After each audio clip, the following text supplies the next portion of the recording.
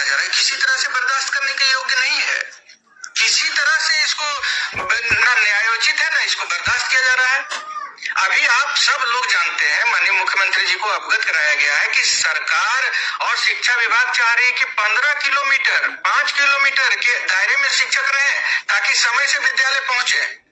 और ये नियमावली ला करके अगर विभाग ऐसा चाहता है कि शिक्षक को अपने जिला से हटा करके 100 किलोमीटर दूर पहुंचा दे, तो ये व्यवहारिक नहीं है।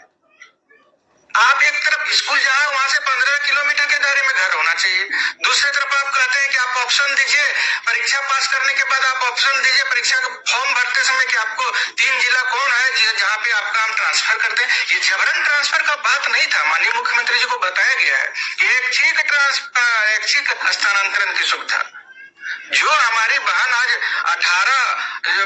हमारी 18 साल से ट्रांसफर का इंतजार कर रही है, उनका आप ट्रांसफर देने के बजाय उनको आप जिला बदल उनको बेघर करने का ऐसे थोड़ी चलता है। तो माननीय मुख्यमंत्री जी को बताया गया है कि हमारी 2 लाख से अधिक बहना और भाई जो है हमारे 4 लाख, वो सब परेशान है इस नियमावली को लागू होने से। नियमावली हम अपने शांति सुकून के लिए ना चाह रहे थे, नियमावली ना न्याय पाने के लिए ना हम राज्यकर्मी का दर्जा के लिए संघर्ष कर रहे थे कि और परेशान हो जाए इसके लिए। तो इस नियमावली से आपकी परेशानी बढ़ी है।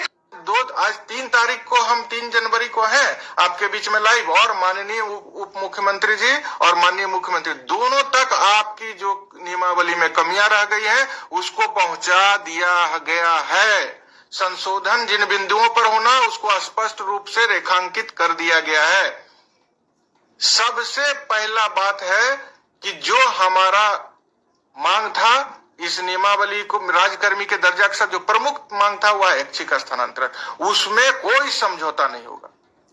माननीय मुख्यमंत्री जी से हम लोग विभिन्न माध्यम से रिटर्न में मौखिक रूप से यह बात कह चुके हैं। अब माननीय मुख्यमंत्री जी से लगातार प्रयास किया जा रहा है कि समय दें, बात करेंगे, उनको समझाएंगे। अब बात सुनेंगे नहीं तो समझ में नहीं आएगा। हम कुछ बोलेंगे, पदाधिकारी उनको कुछ और बताएगा, ऐसे थोड़ी चलता है। जो हितबद्ध है उनके सुझाव को भी हम अमल में नहीं लाया गया, इसलिए त्रुटि रह गया है। तो त्रुटि पर बात हो रही है और माननीय मुख्यमंत्री जी को कहा गया है कि आप बात करने के लिए भी समय दीजिए। तो प्रयास जारी है। अभी देख रहे हैं बिहार में, देश में राजनीतिक गतिविधि तेज है, इसलिए समय का अभाव है। हमको विश्वास है शीघ्र समय भी मिलेगा, और अगर समय नहीं मिल पाता है तो कोई दिक्कत नहीं है। बात करने का क्या है, बात करने का क्या है। आप माननीय मुख्यमंत्री के संज्ञान में, उप मुख्यमंत्री जी के संज्ञान में सभी नियमावली की त्रुटियों को हम लोगों ने लिखित रूप से भी रख दिया है। अब उनके द्वारा सिर्फ इसका निराकरण कर दिया जाए, संशोधन करके तमाम चीजों जो हम लोगों का सुझाव है उसको समाहित कर लिया जाए। दूसरी बात, विद्यालय का जो समय सारणी परिवर्तित कर दिया गया उसका हम लोगों ने भी काफी अध्ययन किया है। अभी हम देख रहे थे 1 जनवरी को पत्र शिक्षा विभाग के द्वारा जारी किया गया है, उसमें एनसीएफ का हवाला दिया गया है। हम लोगों ने एनसीएफ का जिक्र करके माननीय मुख्यमंत्री जी से मांग किया था के द्वारा जो जारी किया गया है उसमें